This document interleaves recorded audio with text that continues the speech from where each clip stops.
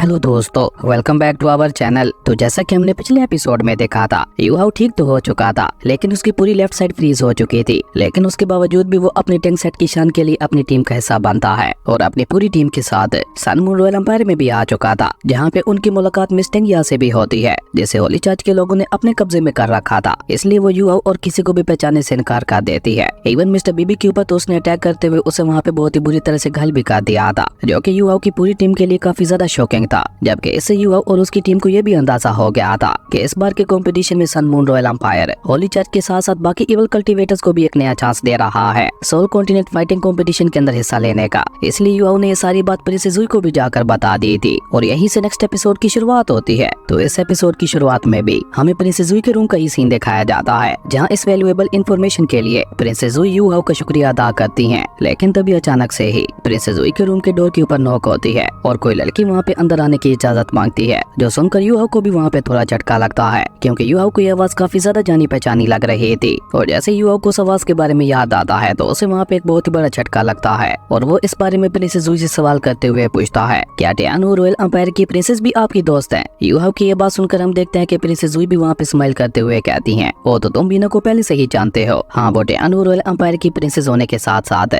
मेरी बहुत अच्छी दोस्त भी है। अब इस मौके का फायदा उठाकर वुडोंग जल्दी से वहाँ पे अपनी जगह पे खड़ी होते हुए प्रिंसेस जुई से कहती है, प्रिंसेस जुई, क्या मैं आप और प्रिंसेस वीना के साथ एक साथ बात कर सकती हूँ? असल में मेरे पास एक ट्रायर है जिसे मैं आप दोनों के साथ शेयर करना चाहती हूँ, जिसके लिए प्रिंसेस जुई भी मान जाती हैं। और इसी बीच उन्होंने वहाँ पे प्रिंसेस वीना को भी अंदर आने की इजाजत दे दी थी, जहाँ जैसे ही प्रिंसेस वीना रूम के अंदर आती हैं तो युहाओ को देखकर उन्हें भी वहाँ पे थोड़ा झटका लगता है और वो वहाँ पे स्माइल करते हुए युहाओ से कहती है, युहाओ, कितने लंबे अरसे के बाद हमारी मुलाकात हो रही है। लेकिन जब उसकी नजर युहाओ की हालत के ऊपर पड़ती है तो अचानक ही प्रिंसेस वीना वहाँ पे सीरियस होते हुए युहाओ से पूछती है, ये तुम्हारे साथ क्या हो गया? जिसपे युहाओ भी थोड़ा उदास होकर नाम में अपना सर हिलाते हुए कहता है कि ये एक बहुत ही लंबी कहानी है, इसके बारे में मैं आपको फिर कभी बता दूंगा। अभी हम लोग आपसे एक और बहुत ही जरूरी बात करना चाहते हैं। उसके बाद हमें वहाँ पे थोड़ी देर बाद का सीन दिखाया जाता है, जहाँ युहाओ और बाकी सभी ने मिलकर प्रिंसेस वीना को भी सन मून रॉयल एम्पायर के प्लान के बारे में बता दिया था, जो सुनकर प्रिंसेस वीना भी वहाँ पे चौंकते हुए कहती है कि यकीन नहीं हो रहा कि सन मून रॉयल एम्पायर ऐसा भी कुछ कर सकता है। और ये कहकर प्रिंसेस वीना वहाँ पे सीरियस होते हुए प्रिंसेस जुई से कहती है कि अगर वाकई सन मून रॉयल एम्पायर और होली स्पिरिट चर्च ने आपस में हाथ मिला लिया है तो हम लोग उनकी ताकत का अंदाजा भी नहीं लगा सकते। और ऊपर से सन मून रॉयल एम्पायर के इरादे तो पहले से ही नेक नहीं थे, वो तो न जाने कब से ही डोलू कॉन्टिनेंट के अंदर जंग चाहते हैं और अब होली स्पिरिट चर्च के साथ हाथ मिलाने के बाद तो अब वो पूरी तरह से आउट ऑफ कंट्रोल हो जाएंगे और कोई भी अकेली कंट्री उनका मुकाबला नहीं कर पाएगी। अब आप ही बताइए कि अब हम लोग आगे क्या करें?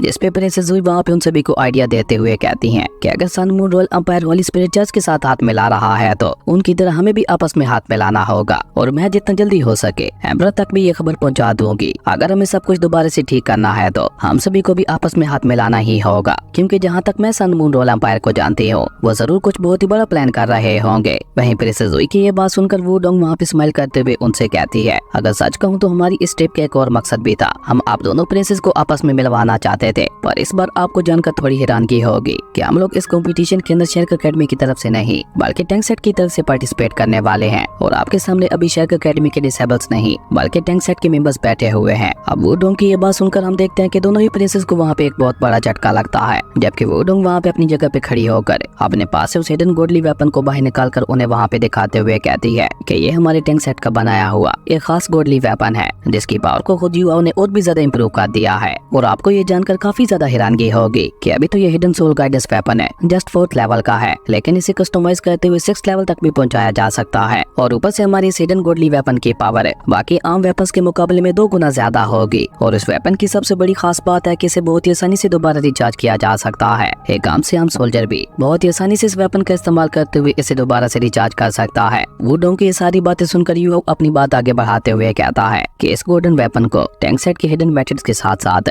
सोल गाइडेंस की टेक्नोलॉजी का इस्तेमाल करते हुए बनाया गया है और यही बात हमारे इस हिडन गॉडली वेपन को अपने आप में ही खास बनाती है। आप इसके बारे में अच्छी तरह से जानने के लिए इसे अपने साथ ले जाइए और अगर आपको ये पसंद आ जाता है तो हम लोग भी आपके साथ हाथ मिलाने के लिए रेडी हैं। युहाओ की ये बात सुनकर हम देखते हैं कि दोनों प्रिंसेस भी वहाँ पे हमें अपना सर हिला देती हैं, जिसके बाद वुडोंग और युहाओ दोनों वहाँ पे दोनों प्रिंसेस से अलविदा लेते हुए वहाँ से रवाना हो जाते हैं, जहाँ उन दोनों के जाते ही दोनों प्रिंसेस की नजर दोबारा वहाँ पे उसी हिडन गॉडली वेपन के ऊपर पड़ती है, जिसे देखकर दोनों प्रिंसेस की आंखों में एक अलग ही चमक दिखाई दे रही थी, क्योंकि जिस टेक्नोलॉजी का इस्तेमाल करते हुए उस हिडन गॉडली वेपन को बनाया गया था ऐसी कमाल की टेक्नोलॉजी उन्होंने आज तक कभी नहीं देखी थी। जबकि बहन आते ही यूहाओ वहाँ पे वुडोंग की तारीफ करते हुए कहता है, तुमने तो अंदर वाकई कमाल कर दिया। तुमने अंदर जिस तरीके से हमारे टैंक सेट और हमारे वेपन्स को रिप्रेजेंट किया, मुझे लगता है हमें बहुत ही जल्द नए कस्टमर्स मिलने वाले हैं। इवन प्रिंसेस वीना को तो मास्टर जीवन की रिफाइन की हुई सीलिंग बोतल में भी काफी ज्यादा इंटरेस्ट आ रहा था। यूहाओ की ये बात सुनकर वुडोंग के फेस के ऊपर भी स्माइल आ जाती है और वो आगे आते हुए वहाँ पे यूहाओ से कहती है कि अभी तक तो हमारी टैंक सेट की सोल गाइडेंस बनाने वाली फैक्ट्री अंडर कंस्ट्रक्शन है। जब एक बार वो फैक्ट्री बनकर पूरी तरह से रेडी हो जाएगी तो हम इससे भी ज्यादा पावरफुल वेपन्स को रिफाइन करेंगे, वो भी मास्टर जीवन की निगरानी में। और हमारे उन हाई लेवल के वेपन्स को देखकर तो दोनों प्रिंसेस हमारे साथ हाथ मिलाने के लिए रेडी हो जाएंगे, जिसके साथ ही हमारे टैंक सेट की पावर भी बहुत ज्यादा बढ़ जाएगी। और उसके बाद मुझे पूरा यकीन है कि हम लोग सन मून वाला पर को भी बराबरी की टक्कर दे पाएंगे। वुडोंग की ये सारी बातें सुनकर हम देखते हैं कि युवा वहाँ पे उससे और भी ज्यादा इंप्रेस हो चुका था, पर अचानक ही वो वहाँ पे सीरियस होते हुए वुडोंग से कहता है, वुडोंग तुम्हें ये सब करने की कोई भी जरूरत नहीं है और ऊपर से तुम तो मेरे भी हिस्से का काम किए जा रही हो। जिसपे वुडोंग भी वहाँ पे स्माइल करते हुए युवा से कहती है कि ये सारा काम मैं अपनी खुशी से कर रही हूँ और ऊपर से हमारे ऊपर सिर्फ टैंक सेट की ही नहीं बल्कि हाउटियन सेट की भी जिम्मेदारी है, इसलिए अब ये मेरी जिम्मेदारी है कि मैं दोनों सेट्स को और भी ऊंचाइयों पे ले जाऊं। पर मुझे इस सब की कोई भी परेशानी नहीं है। मैं परेशान हूँ सोल फाइटिंग कंपटीशन के लिए, क्योंकि कल से ऑफिशियली सोल फाइटिंग कंपटीशन को स्टार्ट कर दिया जाएगा और आपको ठीक होने के लिए अभी भी 10 दिन लगने वाले हैं। असल में मैं चाहती हूँ कि आप इन 10 दिनों में पूरी तरह से आराम करें ताकि आपकी इंजरी पूरी तरह से हील हो सके। उसके बाद सीन चेंज होता है, हमें अगले दिन का सीन दिखाया जाता है जहाँ एक न्यूज रिपोर्टर ऑफिशियली अपनी टीवी के ऊपर न्यूज देते हुए सभी को बता रही थी कि सन मून रॉयल एम्पायर के अंदर होने वाला सोल कॉन्टिनेंट फाइटिंग कंपटीशन आज से स्टार्ट हो रहा है, जिसमें काफी सारे कमाल के मास्टर्स और सेट्स पार्टिसिपेट करने वाले हैं और इस कंपटीशन का हम अपने टीवी के ऊपर लाइव टेलीकास्ट भी करेंगे। जो सुनकर तो हम देखते हैं कि सन मून रॉयल एम्पायर के लोग और भी ज्यादा एक्साइटेड हो चुके थे, क्योंकि अब वो लोग जो कि थोड़ा दूर थे वो भी टीवी पे इस कंपटीशन को देखते हुए पूरा इस कंपटीशन का मजा उठा सकते थे। उसके बाद एक एल्डर वहाँ पे बैटल अरीना के अंदर आते हुए सन मून रॉयल एम्पायर के अंदर आने वाले अपने सभी मेहमानों का स्वागत करता है और वो बताता है कि इस बार के कंपटीशन के लिए हमारे क्राउन प्रिंस स्पेशल जज बनने वाले हैं। तो इस सोल कॉन्टिनेंट फाइटिंग कंपटीशन में 160 से भी ज्यादा सेट्स पार्टिसिपेट करने वाले हैं। तो अब मैं एक एक करके उन सभी को बैटल अरीना के अंदर इनवाइट करता हूँ। अब उस होस्ट एल्डर के ऐसा कहते ही हम देखते हैं कि सभी सेट्स के एल्डर वहाँ पे एक एक करके अपनी टीम के साथ बैटल अरीना के अंदर इकट्ठा होने लगे थे, जो देखकर ऑडियंस में बैठे हुए लोग तो बहुत ही ज्यादा एक्साइटेड दिखाई दे रहे थे। और इसी बीच वहाँ पे यूहाओ की टीम की भी एंट्री होती है, जहाँ आते साथ ही यूहाओ वहाँ पे स्माइल करते हुए वुडोंग से कहता है, तुम्हें हमारे प्लान के मुताबिक ही चलते हुए काम करना होगा, तुम्हें जितना जल्दी हो सके अपने ओपोनेंट्स को हराना होगा। उसके बाद हमें पिछली रात का सीन दिखाया जाता है, जहाँ सबसे पहले तो मिस्टर बीबी तक ये खबर पहुँचती है कि दोनों ही प्रिंसेस को टैंक सेट के बनाए हुए हिडन गॉडली वेपन्स पसंद आ गए हैं और वो हर महीने 10-10 वेपन्स खरीदने वाले थे और इस डिलीवरी की जिम्मेदारी मिस्टर बीबी वहाँ पे वुडोंग को ही सौंपते हैं। और क्योंकि मिस्टर बीबी अभी तक पूरी तरह से अपनी इंजरी से हिल नहीं हुए थे, इसलिए वो अपनी टीम को लीड करने की सारी जिम्मेदारी यूहाओ के ऊपर ही छोड़ देते हैं। खैर उसके बाद हमें वहाँ पे दिखाया जाता है कि बैटल अरीना के अंदर एक एक करके और भी काफी सारी टीम्स की एंट्री होती है और हर एक टीम अपने खास अंदाज में एंट्री ले रही थी। और सबसे आखिर में एंट्री होती है सन मून रॉयल एकेडमी की टीम की, जिनका वहाँ पे बहुत ही कूल तरीके के साथ स्वागत किया जाता है और उनकी एंट्री के ऊपर ऑडियंस भी काफी ज्यादा हल्ला गुल्ला मचाती है, क्योंकि ये उन लोगों की अपनी टीम जो थी। लेकिन ये तो बस शुरुआत थी, असल एंट्री तो अब होने वाली थी, क्योंकि अचानक से ही पूरे बैटल अरीना का माहौल चेंज होने लगता है। सबसे पहले तो ऊपर हवा में कुछ प्लेन्स बहुत ही कूल तरीके से उड़ते हुए आगे बढ़ते हैं और उसके बाद अचानक से ही वहाँ पे सन मून रॉयल एम्पायर की आर्मी इकट्ठा होने लगती है, जहाँ पे अलग अलग और काफी बड़े बड़े सोल गाइडेंस वेपन का भी प्रदर्शन किया जाता है। ऐसा लग रहा था कि जैसे किसी बहुत ही बड़ी महान हस्ती की एंट्री होने वाली है और होता भी बिल्कुल ऐसा ही है, क्योंकि होस्ट एल्डर वहाँ पे अनाउंस करते हुए कहता है, प्लीज हमारे प्रिंस और प्रिंसेस का स्वागत कीजिए। और होस्ट एल्डर कैसा कहते ही हम देखते हैं कि वहाँ पे एक बहुत ही कूल तरीके की गाड़ी के ऊपर क्राउन प्रिंस अपने प्रिंसेस के साथ एंट्री लेते हैं, जिन्हें देखते ही सन मून रॉयल एम्पायर के हर एक पर्सन ने वहाँ पे उनके सामने अपना साथ झुका लिया था, जो देखने से बिल्कुल ऐसा लग रहा था कि जैसे बाहुबली सिंहासन के ऊपर बैठने के लिए जा रहा है। और जैसे ही क्राउन प्रिंस वहाँ पे स्टेज के ऊपर आता है तो यूहाओ की नजर भी वहाँ पे स्टेज के ऊपर ही चली जाती है, जहाँ पे यूहाओ की नजर ब्लैक ड्रैगन किंग के ऊपर भी बढ़ती है, जिसे देखकर यूहाओ को वहाँ पे एक बहुत बड़ा झटका लगता है और वह हैरान होते हुए खुद से ही कहता है कि यकीन नहीं हो रहा, क्राउन प्रिंस की रक्षा के लिए खुद ब्लैक ड्रैगन किंग यहाँ पे आया हुआ है। तो इसका मतलब है कि हमारा अंदाजा बिल्कुल ठीक था, वाकई सन मून रॉयल एम्पायर ने होली स्पिरिट चर्च के साथ हाथ मिला लिया है और ये चीज पूरे डोलू कॉन्टिनेंट के अंदर एक बहुत बड़ी तबाही लेकर आने वाली है। तभी प्रिंसेस वहाँ पे आगे बढ़कर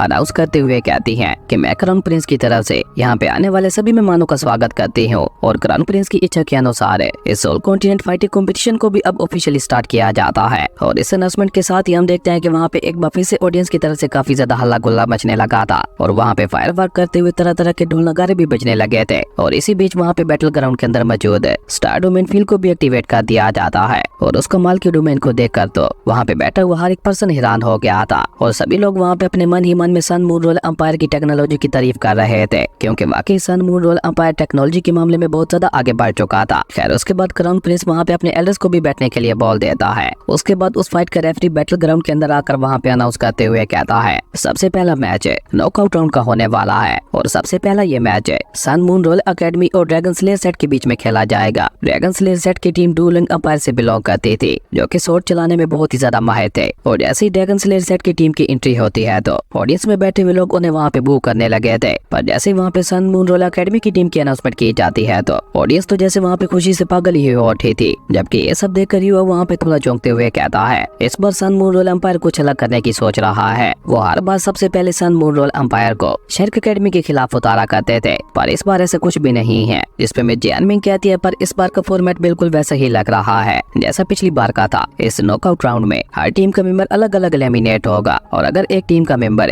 अकेले ही दूसरी टीम के 5 मेंबर्स को हरा देता है तो उसकी टीम को इस राउंड का विनर घोषित कर दिया जाएगा। जिसपे वो डोंग कहती है, ओ तो इसका मतलब है कि इस कंपटीशन के अंदर हर एक डिसेबल को अपने लिए फाइट करनी होगी। जिसपे मिस जियान मिंग भी कुछ सोचते हुए हमें अपना सर हिला देती है, और सबसे पहले इस फाइट के लिए वहाँ पे सन मून रोल एकेडमी की तरफ से होंगचेन बैटल अरीना की तरफ आती है, जबकि ड्रैगन स्लेयर सेट की तरफ से सबसे पहले फेंगशन बैटल अरीना के अंदर आता है। जो देखकर ज़ेंगशी भी कुछ सोचते हुए कहता है, ये वाला राउंड तो पिछली बार के मैच की तरह ही दिखाई दे रहा है, और इस बार मुझे लगता है सन मून रोल एकेडमी खुद को और भी ज्यादा पावरफुल दिखाने के लिए शर्क एकेडमी की बजाय किसी और के साथ फाइट कर रही है, क्योंकि पिछली बार सबसे पहला मुकाबला शर्क एकेडमी का था और उन्होंने अपनी पहली फाइट में ही पूरे कंपटीशन के अंदर अपनी धौंस जमा दी थी। और इस बार बिल्कुल उसी रास्ते पे चलते हुए सन मून रोल एकेडमी अपनी धौंस जमाना चाहती है, इसलिए तो उन्होंने सबसे पहले होंगचेन को फाइट करने के लिए आगे भेजा है, जो कि सन मून रोल एकेडमी की सबसे पावरफुल डिसेबल्स में से एक है। जबकि वहीं दूसरी तरफ हम देखते हैं कि फेंगशन ने तो वहाँ पे बैटल अरीना के अंदर आते साथ ही अपनी ड्रैगन सोल रिंग को भी वहाँ पे एक्टिवेट कर लिया था। जो देखकर ज़ेओ कहती है कि इसके पास तो 5 सोल रिंग्स हैं। मुझे लगता है ये पर्सन भी होंगचेन को काफी कड़ी टक्कर देने वाला है। इसी बीच हम देखते हैं कि रेफरी भी वहाँ पे उन दोनों के दरमियान ऑफिशियली फाइट को स्टार्ट कर देता है, और जैसे ही फेंगशन वहाँ पे अपनी सोल रिंग को एक्टिवेट करके होंगचेन के ऊपर अटैक करने के लिए आगे बढ़ता है तो होंगचेन बहुत ही कूल तरीके के साथ उसके अटैक को डॉज करते हुए अपनी आइस पोइजन का इस्तेमाल करके न सिर्फ उसे वहाँ पे जमा देती है, बल्कि उसी के साथ साथ फेंगशन की बॉडी के अंदर अपना आइस पोइजन भी डाल दिया था, और इस तरह फेंगशन एक ही झटके में ये फाइट हार जाता है। और ऊपर से रेफरी भी जल्दी से होंगचेन के जीतने की अनाउंसमेंट कर देता है, जिसका मतलब है कि ज़ेंगशी बिल्कुल ठीक कह रहा था। सन मून रोल अंपायर ने जानबूझकर सबसे पहले फाइट करने का डिसाइड किया ताकि वो बाकी टीम्स के दिल में अपना डर बना सके। खैर उसके बाद रेफरी वहाँ पे ड्रैगन स्लेयर सेट की टीम को अपना अगला मेंबर भेजने के लिए बोल देता है, और रेफरी की अनाउंसमेंट सुनकर हम देखते हैं कि उनका अगला डिसेबल भी वहाँ पे बहुत ही तेजी के साथ बैटल अरीना के अंदर एंट्री लेता है, जो कि वहाँ पे काफी ज्यादा गुस्से में भी दिखाई दे रहा था। इसलिए वो बैटल अरीना के अंदर आते साथ ही बहुत ही अग्रेसिवली आगे बढ़ते हुए होंगचेन के ऊपर हमला करना शुरू कर देता है, जिसे होंगचेन भी वहाँ पे अपनी सोर्स का इस्तेमाल करते हुए रोकने की कोशिश कर रही थी। लेकिन उस पर्सन का हर एक पंच इतना ज्यादा पावरफुल था कि वो होंगचेन को वहाँ पे पीछे धकेले जा रहा था, और देखते ही देखते उस डिसेबल ने वहाँ पे होंगचेन के ऊपर एक बहुत ही ज्यादा पावरफुल पंच मारते हुए उसे काफी पीछे पुश कर दिया था। जो देखकर तो अब होंगचेन को भी वहाँ पे थोड़ा गुस्सा आ जाता है, जिसके चलते हम देखते हैं कि वो वहाँ पे अपनी दोनों शॉट्स को और भी कस के पकड़ लेती है, और उसके बाद होंगचेन ने वहाँ पे बहुत ही गुस्से के साथ आगे बढ़ते हुए बहुत ही तेजी के साथ उस डिसेबल के ऊपर अटैक करना शुरू कर दिया था, जिसके चलते हम देखते हैं कि अब वहाँ पे उस डिसेबल के लिए भी होंगचेन के हमलों को रोकना मुश्किल होता जा रहा था। इसलिए वो भी जल्दी से अपनी ड्रैगन सोल रिंग को एक्टिवेट करते हुए उसकी मदद से वहाँ पे होंगचेन के अटैक को रोकने की कोशिश करता है, जहाँ पहले तो वो काफी हद तक इसमें कामयाब हो गया था, लेकिन वो वहाँ पे ज्यादा देर ऐसा नहीं कर पाता, और देखते ही देखते उसकी ड्रैगन सोल रिंग वहीं पे डिस्ट्रॉय हो जाती है, और इस तरह होंगचेन ने वहाँ पे ड्रैगन स्लेयर सेट के एक और टीम मेंबर को हरा दिया था। जो देखकर तो ऑडियंस की खुशी का वहाँ पे कोई ठिकाना ही नहीं था। उसके बाद ड्रैगन स्लेयर सेट का तीसरा मेंबर आगे आता है, और वो तो बैटल अरीना के अंदर आते ही अपनी सोल रिंग की पावर को एक्टिवेट करते हुए होंगचेन के ऊपर अपना सबसे खतरनाक अटैक करने के लिए आगे भी बढ़ जाता है। जो देखकर अब की बार होंगचेन भी वहाँ पे अपनी फ्रोंग पॉइजनस की पावर को एक्टिवेट कर देती है, जिसके चलते वहाँ पे पूरे बैटल अरीना के अंदर चारों तरफ स्मोक फैल गया था, और बेचारा ड्रैगन स्लेयर सेट का वो डिसेबल वहाँ पे कुछ देख ही नहीं पा रहा था। इसी बीच मौके का फायदा उठाकर होंगचेन वहाँ पे बहुत ही तेजी के साथ बैटल अरीना के अंदर चारों तरफ से उस डिसेबल के ऊपर अटैक करते हुए उसे वहाँ पे बहुत ही बुरी तरह से इंजर्ड कर देती है, और इस तरह होंगचेन ने अकेले ही वहाँ पे ड्रैगन स्लेयर सेट के एक और डिसेबल का खेल खत्म कर दिया था, जिसके साथ ही वो वहाँ पे अपनी तीसरी फाइट भी जीत जाती है। उसके बाद चौथा मेंबर आता है, उसे भी होंगचेन वहाँ पे अपने आइस पोइजन का इस्तेमाल करते हुए एक ही झटके में हरा देती है। उसके बाद पांचवा, फिर छठा और फिर सातवां, इसी तरह वो लगातार वहाँ पे उन तीनों सोल फाइटर्स को भी हरा देती है, जिसके साथ ही होंगचेन ने अकेले ही वहाँ पे अपनी सन मून रोल एकेडमी को पहला मैच जितवा दिया था। और उसी के साथ रेफरी भी वहाँ पे सन मून रॉयल एकेडमी की जीत के अनाउंसमेंट करते हुए कहता है कि Sun Moon Royal Academy second round के लिए भी क्वालिफाई कर गई है। इस अनाउंसमेंट के साथ ही हम देखते हैं कि ऑडियंस तो वहाँ पे पूरी तरह से पागल ही हो जाती है। और सेम कुछ रिएक्शन वहाँ पे सन मून रॉयल एकेडमी के एल्डर्स का भी था, जबकि हम देखते हैं कि क्राउन प्रिंस के फेस के ऊपर भी एक डेविल स्माइल आ चुकी थी, क्योंकि जैसा क्राउन प्रिंस ने सोचा था सब कुछ वैसा ही चल रहा था। और ऊपर से बाकी सेक्ट्स के मन में भी सन मून रॉयल एकेडमी ने अपना डर बैठा दिया था, क्योंकि होंग चैन ने अकेले ही पूरी टीम को एलिमिनेट कर दिया था। और यही बात बाकी टीम्स को परेशान करने के लिए काफी थी। इवन ज़ियाओ ज़ियाओ भी वहाँ पे हैरान होते हुए कहती है कि यकीन नहीं हो रहा, होंग चैन ने अकेले ही 7 डिसेबल्स को हरा दिया। जिसपे गेटाओ उससे कहता है कि तुम बिल्कुल ठीक कह रही हो। और ऊपर से उसके ओपोनेंट्स भी कोई आम डिसेबल्स नहीं थे, बल्कि ड्रैगन स्लेयर सेट से बिलोंग करते थे, जो कि मुझे कहीं से भी एक कमजोर टीम दिखाई नहीं दे रही थी। इवन उनके 2 डिसेबल्स के पास तो 5-5 स्वॉर्डिंग्स भी मौजूद थी। इसी से तुम अंदाजा लगा लो कि जितना हम सोच रहे हैं ड्रैगन स्लेयर सेट की टीम उतनी ज्यादा कमजोर भी नहीं थी। गेटाओ की ये बात सुनकर हम देखते हैं कि वुडोंग भी वहाँ पे सीरियस होते हुए कहती है कि वाकई मानना पड़ेगा, इस बार सन मून रॉयल एम्पायर की टीम है 5 साल पहले वाली टीम से तो बहुत ज्यादा स्ट्रॉन्ग हो चुकी है। और इस बार मुझे लगता है कि वो जीतने के लिए किसी भी हद तक जाने को तैयार हैं। अपने टीममेट्स की सारी बातें सुनकर यूहाओ भी वहाँ पे समझ चुका था कि उसकी टीम के अंदर भी डर बैठ चुका है। इसलिए वो वहाँ पे बात को बदलते हुए अपनी टीम मेंबर से कहता है कि हमारी फाइट कल होने वाली है, इसलिए हम यहीं पे रुककर बाकी की भी फाइट्स को देखते हुए ऑब्जर्व करेंगे, ताकि हम यहाँ से सीखी हुई चीजों को अपनी कल की फाइट में इम्प्लीमेंट कर सकें। उसके बाद सीन चेंज होता है, शाम का सीन दिखाया जाता है, जहाँ पे यूहाओ, वुडोंग और ज़ियाओ ज़ियाओ तीनों बैठे हुए आज की सारी फाइट्स के बारे में ही चर्चा कर रहे थे। जब से सेक्ट्स को भी सोल कॉन्टिनेंट फाइटिंग कंपटीशन के अंदर हिस्सा लेने की इजाजत दी गई है, तब से ये कंपटीशन बहुत ही ज्यादा बेकार हो गया है, क्योंकि कुछ मामूली सेक्ट्स की टीम ने ही पावरफुल ट्रेडिशनल टीम्स को हरा दिया। जिसपे ज़ियाओ ज़ियाओ भी अपनी बात आगे बढ़ाते हुए कहते हैं कि सबसे इंटरेस्टिंग बात तो ये है कि वीना और मूजी टियानु अंपायर की रॉयल फैमिली से बिलोंग करती हैं, लेकिन फिर भी आज वो स्नो डीमन सेट की तरफ से लड़ी। जिसपे वुडोंग उससे कहते हैं कि तुम बिल्कुल ठीक कह रही हो, और इस बार के कंपटीशन में बाकी सेक्ट्स की टीम एकेडमी की टीम्स के ऊपर भारी पड़ रही है। और भले ही सन मून रॉयल एकेडमी की टीम बहुत ही ज्यादा खतरनाक हो चुकी है, पर आज की फाइट्स को देखकर हमें इतना तो यकीन हो गया है कि हमारी टीम भी इतनी आसानी से तो नहीं हारने वाली। वुडोंग की ये बात सुनकर हम देखते हैं कि युवा वहाँ पे एक स्नैक को उठाकर उसे वुडोंग को देते हुए कहता है, मुझे लगता है कि तुम आज की होंग मिंग चैन की फाइट को इग्नोर कर रही हो। क्या तुम भूल गए कि कैसे मिंग होंग चैन ने आज अकेले ही पूरे ड्रैगन स्लेयर सेट की टीम को हरा दिया। युवा की ये बात सुनकर वुडोंग भी वहाँ पे उसके हाथ से वो स्नैक लेते हुए उसे बताती है कि जब एक्सचेंज प्रोग्राम शुरू हुआ था, तब होंग चैन ब्रदर और सिस्टर दोनों हमारी एकेडमी में आए थे, और उस समय मैंने अपनी शहर की एकेडमी के अंदर मिंग होंग चैन को काफी बार बचाया था। भले ही उसके इरादे बिल्कुल भी नेक नहीं है, लेकिन हम इस बात को बिल्कुल भी इग्नोर नहीं कर सकते कि मिंग होंग चैन वाकई एक बहुत ही ज्यादा टैलेंटेड और पावरफुल लड़की है। हालांकि बचपन से ही उनका कल्टीवेशन लेवल के ऊपर ज्यादा ध्यान नहीं था, लेकिन फिर भी उसकी सोल पावर काफी ज्यादा हाई थी। इवन वो 3 सालों तक हमारी एकेडमी के अंदर रही, लेकिन उसके बावजूद भी हम उसकी पूरी पावर को नहीं देख पाए। वुडोंग की ये बात सुनकर ज़ियाओ ज़ियाओ उससे कहती है कि तुम बिल्कुल ठीक कह रही हो। मैंने भी काफी बार उसके सोल पावर चेक करने की कोशिश की, लेकिन मुझे भी उसके बारे में कुछ पता नहीं चला। और जहाँ तक मैं अंदाजा लगा पाई हूँ, उसकी सोल पावर कम से कम भी 65 पे पहुंच चुकी होगी। और ये कहकर जैसे ही ज़ियाओ ज़ियाओ वहाँ पे एक और स्नैक उठाने के लिए अपना हाथ आगे बढ़ाती है, तो वो आखिरी स्नैक था, इसलिए वुडोंग उससे पहले ही उस स्नैक को उठा लेती है। और वुडोंग वहाँ पे स्नैक को खा पाती उससे पहले ही उसके हाथों से मिंग होंग चैन वहाँ पे उस स्नैक को छीन लेती है। जहाँ होंग चैन को वहाँ पे इस तरह से आते हुए देखकर वो दोनों ही लड़कियां वहाँ पे काफी ज्यादा सरप्राइज हो जाती हैं। और तभी होंग चैन वहाँ पे उन दोनों लड़कियों से सवाल करते हुए पूछती है